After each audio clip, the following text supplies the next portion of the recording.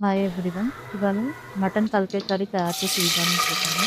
First cooker తీసుకొని అందులో oil వేసిన తర్వాత, ఆయిల్ వేడెక్కిన తర్వాత మనం ఆనియన్స్ యాడ్ చేసుకోవాలి. అవి డీప్ ఫ్రై అవుతుండగా మనం చాప్ చేసిన చిల్లీస్ కూడా యాడ్ చేసేసుకోవాలి.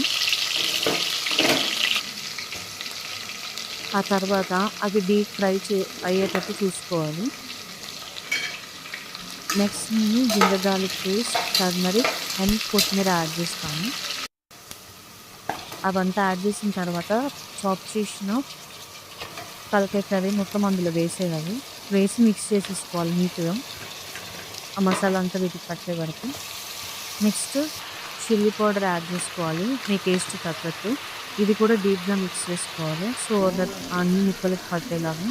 తర్వాత నేను సాల్ట్ యాడ్ చేస్తున్నాను. బయట మీ టేస్ట్ తగ్గట్టు మీరు కూడా యాడ్ చేసుకోవచ్చు.